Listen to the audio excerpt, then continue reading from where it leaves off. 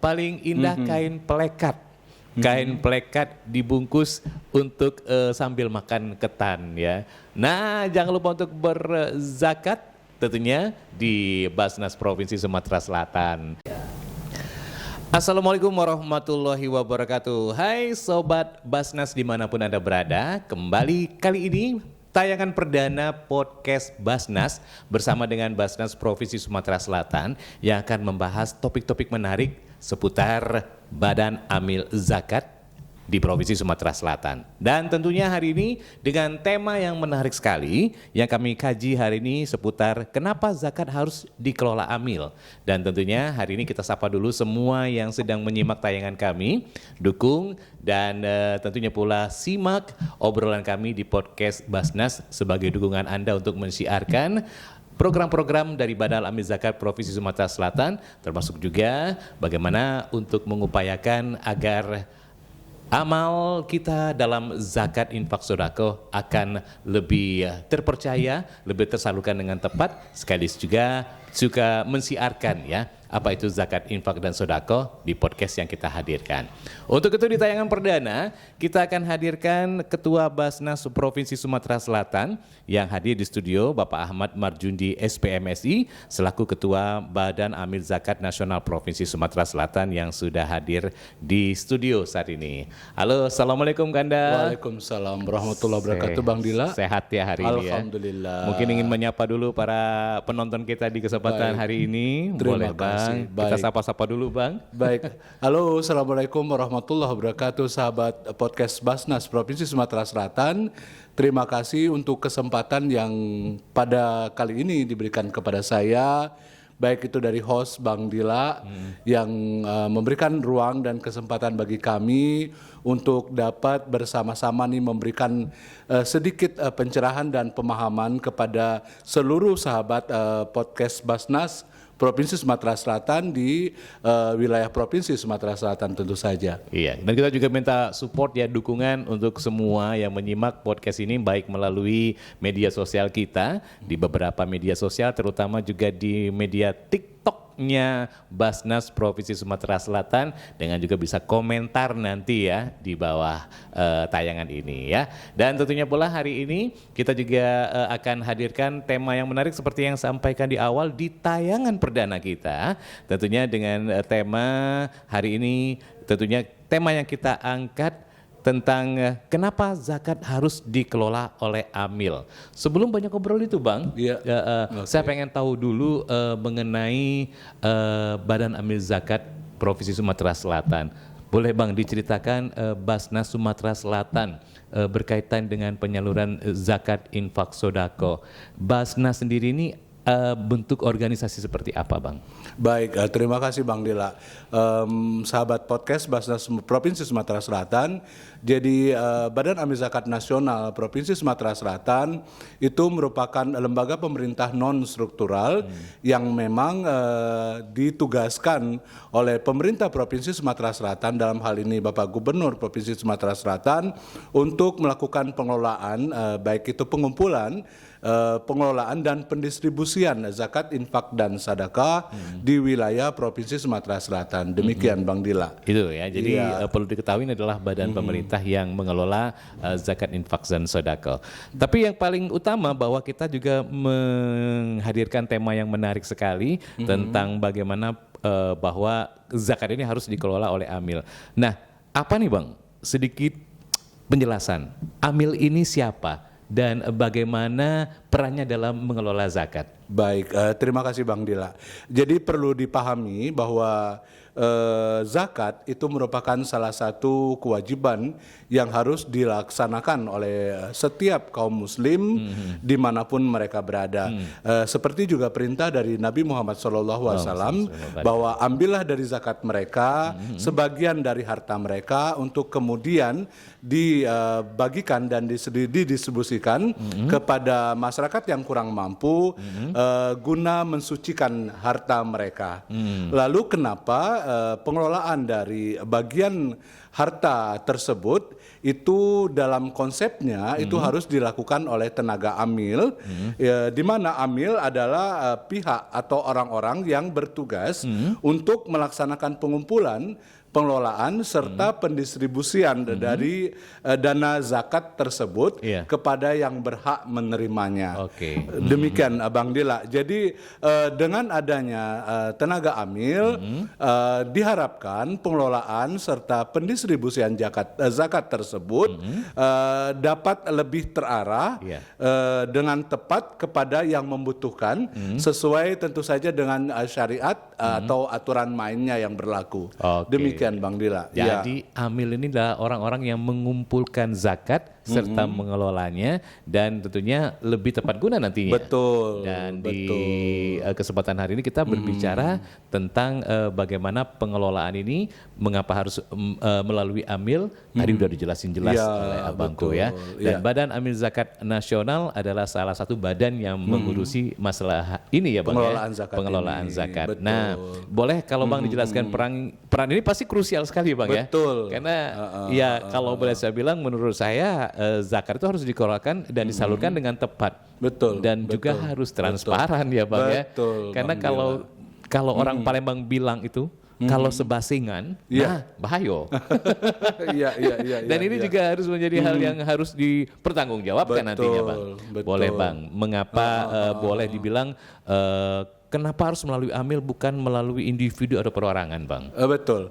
Jadi begini, tenaga amil yang dipercaya untuk melakukan pengelolaan zakat, dalam hal ini misalnya Basnas Provinsi Sumatera Selatan, di mana kita di sini menugaskan para tenaga amil yang tentu saja memiliki pengetahuan dan wawasan yang sangat komprehensif mengenai pengelolaan zakat, baik itu dari aturan main secara syariah, dari tata hukum kenegaraannya juga, demikian pula dengan faktor keadilan. Jadi artinya zakat, infak dan sedekah yang didistribusikan tersebut jelas telah mengandung dasar-dasar hukum yang seperti tadi dikemukakan. Jadi azas keamanan syariah, keamanan hukum, dan keamanan negara dalam hal ini jelas menjadi perhatian utama dari para tenaga amil yang kita tugaskan dalam melakukan pengelolaan zakat. Kemudian para tenaga amil itu juga memiliki pengetahuan yang mendalam mengenai orang-orang yang dirasakan memiliki hak untuk mendapat pembagian dari pendistribusian zakat itu sendiri. Demikian Bang Dila. Di mana di sisi lain juga kerja mereka itu juga tetap dalam koridor transparansi dan akuntabilitas. Artinya setiap gerak dari langkah yang mereka lakukan itu dapat dipantau dan dapat dinilai secara langsung oleh seluruh stakeholder maupun masyarakat di lingkungan di mana zakat itu dilakukan pengelolaannya. Baik. Abangku, kita juga di media sosial ini juga bukan hanya kalangan-kalangan yang mengerti tentang zakat ya, tapi banyak sekali yang menonton ini awam akan istilah-istilah zakat. Bahkan mungkin ini banyak orang anak-anak milenial ya, Gen Z, Gen milenial yang Gen Alpha sekarang terbaru ya, yang mungkin patut juga memahami bahwa zakat ini adalah bagian dari kewajiban dalam rukun Islam ya. Jadi Bang, kalau saya pikir bahwa mereka juga harus tahu apakah mereka ini sudah wajib berzakat atau tidak. Ada istilah muzaki, ada istilah mustahik, dan itu kadang-kadang di sekolah tidak dipelajari, maksudnya tidak diberikan pemahaman tentang hal ini. Boleh Bang, biar menarik ya, mungkin orang tua yang mendampingi anaknya menonton saat ini juga pengen tahu muzaki itu apa, mustahik itu apa Bang? Boleh secara umum saja lah ya. Baik Bang Dila, sahabat podcast Basnas Provinsi Sumatera Selatan, jadi dapat kami terangkan bahwa muzaki adalah kelompok masyarakat atau bagian dari masyarakat yang memiliki kelebihan dari hasil pendapatan yang mereka kelola di kehidupan sehariannya. Jadi umumnya para muzaki ini sesuai dengan ketentuan syariah, mereka dengan kadar penghasilan tertentu Bang Dila yang dalam hal ini biasanya kita diukur dalam standar penghasilan yang dikonotasikan dengan emas, misalnya Emas ya, harga Bang, ya. emas yang berlaku. Lagi naik tuh harga emas jadi ya. iya betul. Jadi kalau masa saat ini umumnya mereka yang wajib berzakat adalah mereka yang memiliki penghasilan di kisaran 5 hingga 6 juta rupiah 5 per sampai bulannya, 6 juta demikian. rupiah. Jadi mereka yang sudah memasuki kategori berpenghasilan demikian sesuai dengan standar ekonomi yang berlaku pada saat ini, Iya. mereka dinilai sebagai golongan masyarakat yang mampu dan diharapkan dapat mendistribusikan sebagian dari harta yang mereka miliki, yang mereka hasilkan dalam profesi kerja setiap harinya kepada lapisan masyarakat Iya. yang dalam hal ini kita kategorikan sebagai mustahik, Iya. untuk dapat juga menikmati dari bagian harta yang mereka miliki, sehingga pendistribusian kemudian juga pemerataan ekonomi Iya. itu dapat berjalan dengan lebih baik, sehingga kita harapkan nantinya keseimbangan dalam pembangunan perekonomian dapat berjalan dengan lebih baik. Itu Bang ya. Iya. Artinya yang kaya membantu yang miskin. Yang miskin, Ini indah betul. sekali ya, Iya. simbiosis yang indah sekali. Dan untuk yang menonton saat ini ya, bahwa tadi dijelaskan bagaimana itu siapa itu muzaki dan siapa itu mustahik. Dan kalau Bang Dila pantunkan ya, karena kita di Bas Selatan ingin mengundang dan membuat yang nonton juga ikut nantinya memberikan pemahaman, sekaligus nantinya siapa tahu menjadi muzaki-muzaki Amin, muda insya yang Allah, baru insya ya. Allah, insya Allah. Paling indah kain pelekat. Kain pelekat dibungkus untuk sambil makan ketan ya. Nah, jangan lupa untuk berzakat tentunya di Basnas Provinsi Sumatera Selatan. Kita lebih kulik lagi Bang. Basnas Provinsi Sumatera Selatan artinya dalam pengumpulan maupun penyaluran punya program-program andalan. Betul. Dan itu pun kami pun banyak mungkin yang tidak tahu Bang. Siap. Dan ini perlu disiarkan menurut Betul. saya. Nah, program apa Bang? Boleh di-spill, boleh dikasih tahu nih Bang, apa program-program istimewa, program-program unggulan yang dilakukan oleh Basnas sejauh ini? Terima kasih Bang Dila. Jadi dalam pendistribusian zakat, infak dan sedekah yang dilakukan pengelolaannya oleh Basnas Provinsi Sumatera Selatan, pada saat ini kita memiliki 5 program utama, Bang 5 Dila. program utama ya. ya. 5 program utama tersebut terdiri dari Sumsel Takwa, Sumsel Cerdas, Sumsel Sehat, Sumsel Makmur, dan Sumsel Peduli. Oke. Di Saya ulang mana- lagi Bang ya. Boleh, Sumsel silakan. Cerdas, Ya. Sumsel Takwa, Sumsel Peduli, Sumsel Sumsel Sehat, Makmur. dan Sumsel Makmur. Ya, Masya betul. Allah. Ingat nih saya nih. Siap. Oke. Iya. Apa saja tuh Bang? Baik, jadi untuk Sumsel Makmur sendiri kita memberikan modal usaha bagi kalangan masyarakat yang terkategori miskin ataupun fakir, tapi lebih kepada miskin tadi. Jadi hingga mereka dapat membangun perekonomiannya dengan melakukan usaha usaha-usaha sehingga diharapkan ke depannya mereka dapat berdiri di atas kemampuan ekonominya sendiri. Modal usaha tersebut ada berbagai program yang kita laksanakan. Ya, pada saat ini misalnya kita memberikan modal usaha bagi para pedagang manisan dalam program Z-Mart. Iya, iya. Kemudian juga ada program Z-Chicken, Iya. di mana modal usaha yang kita berikan tidak dalam bentuk uang tunai, Bang Dila, tapi itu berupa bahan baku bagi penjualan ayam chicken yang Ayam sekarang chicken, ya. lagi populer. Betul. Oke. Kemudian selain Sumsel Makmur juga ada Sumsel Cerdas, Cerdas, ya. di mana kita memberikan bantuan biaya pendidikan bagi anak-anak dari keluarga yang tidak mampu, sehingga mereka dapat menyelesaikan pendidikannya, baik dari pendidikan dasar, menengah hingga ke perguruan tinggi. Hingga ke perguruan tinggi. Ya, betul. Subhanallah. Jadi selain Sumsel Makmur, Sumsel Cerdas, cerdas. Iya. Kemudian kita juga yang paling penting itu adalah Sumsel Takwa. Itu juga program yang kita laksanakan dalam rangka peningkatan nilai ketakwaan dari lingkungan masyarakat di Provinsi Sumatera Selatan ini. Itu ditujukan kepada pemakmuran masjid maupun mereka-mereka yang bertugas memakmurkan masjid. Demikian Bang Dila. Jadi ada bantuan untuk operasional masjidnya sendiri, termasuk di situ ada juga untuk biaya marbot dan lain sebagainya. Kemudian selain Sumsel Makmur Sumsel tadi, peduli tadi Bang.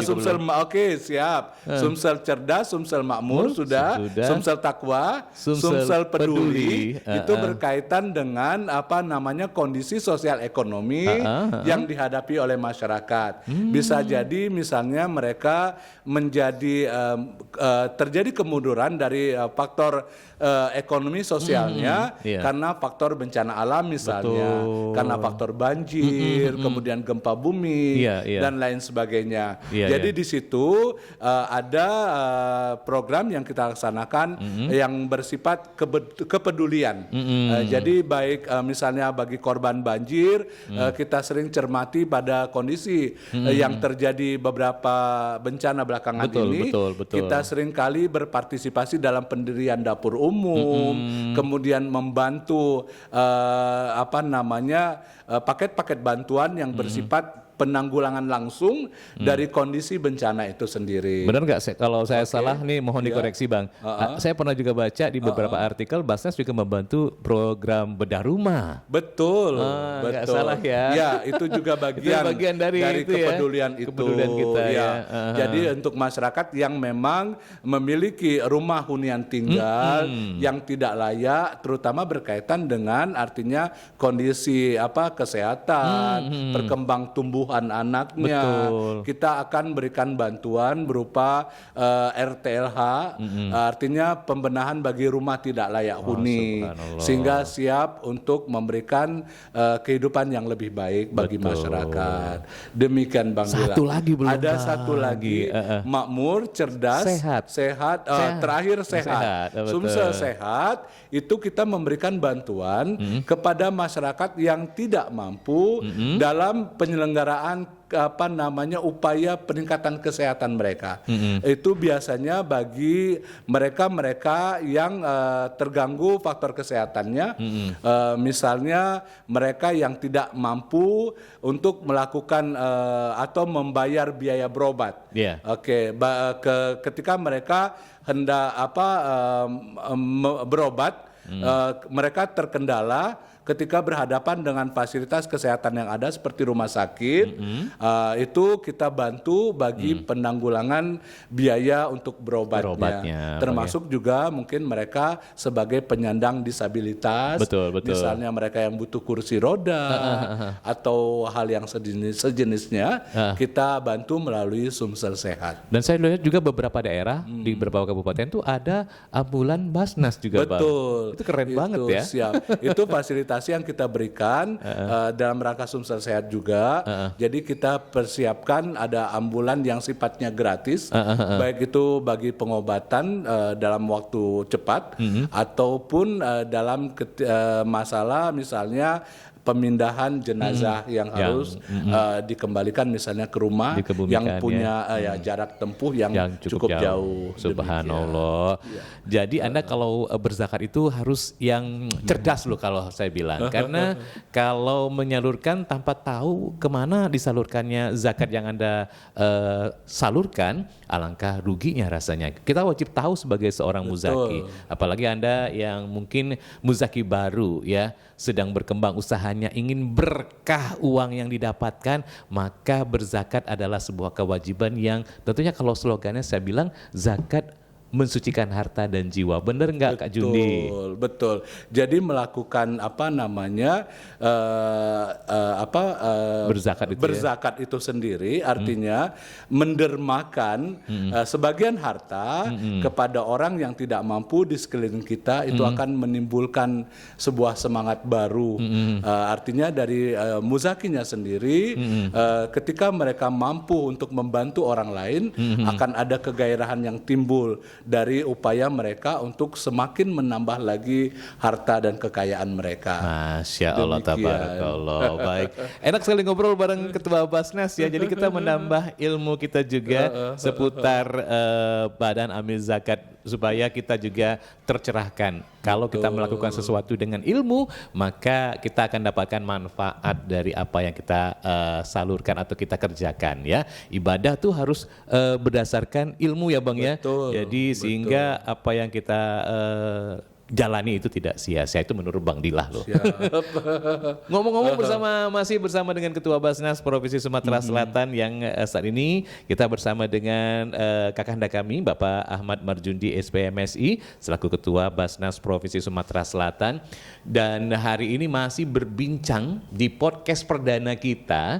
Podcast ini kita buat santai ya Bang ya, karena memang kita ingin mengajak Anda semua untuk sadar berzakat itu adalah hal yang wajib jika Anda sudah termasuk atau tergolong muzaki yang wajib berzakat. Bukan hanya zakat tapi juga infak dan sedekah Bang ya. Jadi kalaupun kita belum mungkin kalau merasa saya belum cocok nih menjadi seorang muzaki, tapi saya pengen berinfak, pengen sedekah walaupun sedikit, bisa ya Bang ya. Betul. Jadi Basnas Provinsi Sumatera Selatan tidak hanya mengelola zakat Bang Dila. Jadi bagi mereka yang sudah memenuhi kategori mampu berzakat, silakan menunaikan zakatnya.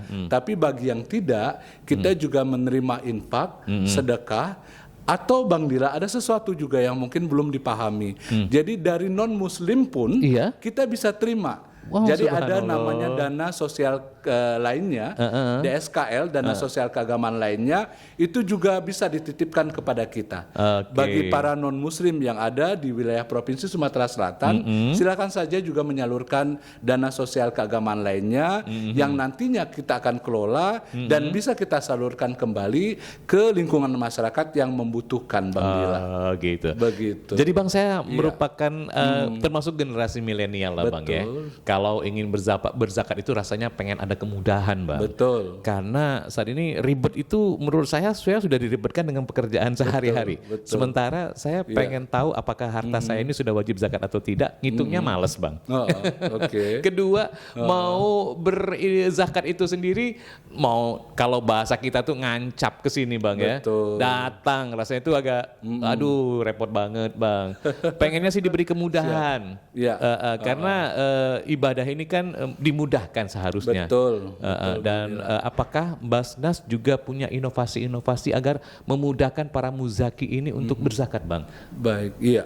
Betul, sangat betul Bang Dila. Jadi para sahabat podcast Basnas Provinsi Sumatera Selatan, mulai dengan saat ini di tahun ini, Basnas Provinsi Sumatera Selatan sebenarnya bukan saat ini saja mulainya. Udah mulai dari beberapa waktu yang lalu, cuma di tahun ini kita kembali kembangkan kemudahan untuk berzakat, berinfak dan bersedekah di lingkungan para muzaki di Provinsi Sumatera Selatan Bang Dila. Jadi para muzaki walaupun perlu dipahami secara mendasar, artinya berzakat itu persentasenya adalah 2,5% Bang Dila, ya. Itu mungkin pemahaman dasar. Tapi jika mereka mengalami kesulitan dalam melakukan penghitungan misalnya, kita dari Basnas Provinsi Sumatera Selatan itu memberikan banyak kemudahan. Silakan saja hubungi kami melalui nomor kontak yang kita miliki. Nanti tertera ya di video kita nanti silakan saja dilihat di bawah ini kata orang-orang.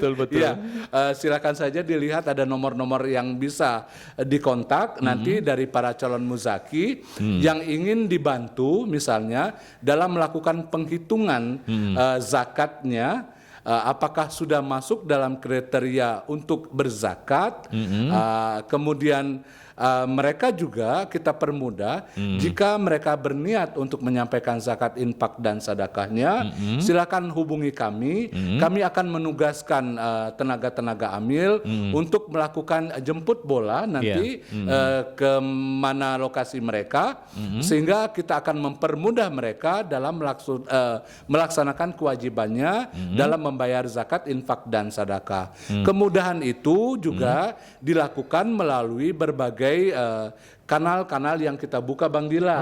Jadi jadi selain digital office yang kita miliki melalui berbagai keuntungan perkembangan zaman yang ada seperti scan QRIS misalnya, tap melalui banking, bisa Bang ya? bisa dong itu. Kita juga bisa laksanakan melalui media-media sosial yang kita miliki Bang Dila. Jadi saat ini kita punya seperti saat ini ada podcast, ada Instagram, ada YouTube, ada TikTok, itu Facebook pun kita miliki saat ini. Jadi itu bentuk-bentuk format sosial media yang kita harapkan dapat memberikan pemendekan jarak lah ya. Betul. Jadi supaya kita bisa lebih dekat kepada calon muzaki dan tentu saja pada gilirannya juga akan lebih dekat kepada mustahik yang ada. Demikian begitu Bang ya Bang ya. Jadi kalau saya lihat juga perkembangan media sekarang kan, sekarang tuh kalau orang tuh open donasi ke sana, open donasi ke sini, kadang-kadang nggak tahu pertanggungjawabannya bagaimana, sering terjadi kasus donasi digunakan secara tidak tepat guna. Kenapa sudah ada badannya, sudah ada amil yang mengumpulkan, kenapa untuk tidak disalurkan tepat guna ya Bang ya? Bang, entah kenapa saya lihat kok orang tuh lebih asik gitu menyalurkan ke yang tidak tahu nih penggunaannya nanti untuk apa dan pertanggungjawabannya seperti apa. Sementara di Basnas transparan banget. Kita ada transparansi laporan. Bahkan kegiatannya pun diliput dan ditayangkan di media sosial. Why? Menurut Abang kenapa ya Bang seperti itu?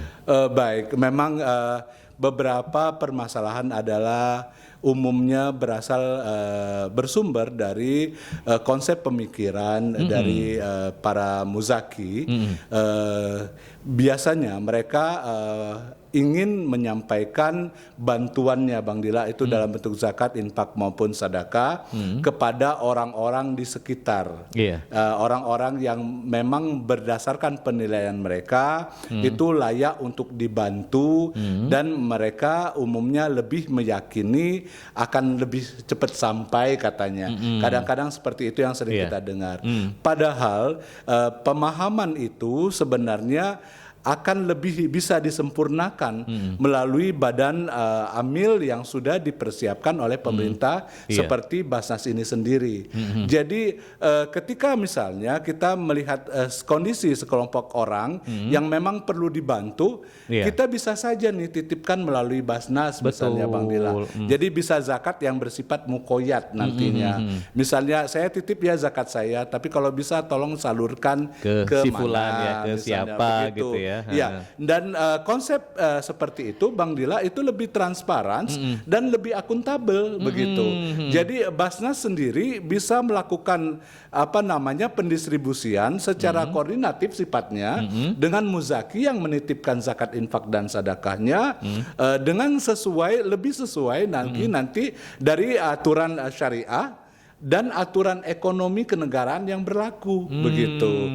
Jadi ya, juga kita bisa terukur sifatnya begitu. Ketimbang secara sporadis memberikan zakat, oh inilah gitu, main lempar aja gitu. Lempar gitu ya. Karena begini Pak Bang Dila, jadi perlu dipahami juga bagi para sahabat podcast Basnas Provinsi Sumatera Selatan yang belum mungkin dipahami adalah ketika kita membayar zakat, ketika kita mengeluarkan zakat, infak dan sedekah, itu bisa menjadi pengurang pajak juga bagi individu yang dibebani kewajiban untuk melakukan pembayaran pajak kepada pemerintah, begitu Bang Dila. Gitu ya, nah, dengan pengelolaan zakat yang dititipkan kepada lembaga amil yang memang diakui oleh pemerintah, itu juga akan menjadi pengurang bagi kewajiban ketika mereka harus membayar pajak. Artinya kalau saya bilang kalau ingin menyalurkan dana donasi atau apapun harus dengan lembaga yang kredibel ya. Betul. Artinya tingkat kepercayaan loh Bang. Betul. Karena sudah banyak kejadian, sudah banyak cerita, sudah banyak drama kalau saya bilang tentang donasi-donasi yang disalurkan malah tidak tepat guna, bahkan menjadi polemik ya Bang. Betul. Dan ini alangkah sayangnya kalau Anda yang menonton saat ini sampaikan ke saudara, teman ataupun keluarga, udah berdonasi yang paling tepat itu adalah di lembaga yang terpercaya, amanah, yang memang mengumpulkan serta menyalurkannya tepat guna, yaitu di Badan Amil Zakat. Dan tentunya kalau orang Sumatera Selatan, di mana lagi kalau bukan di Badan Amil Zakat Provinsi Sumatera Selatan.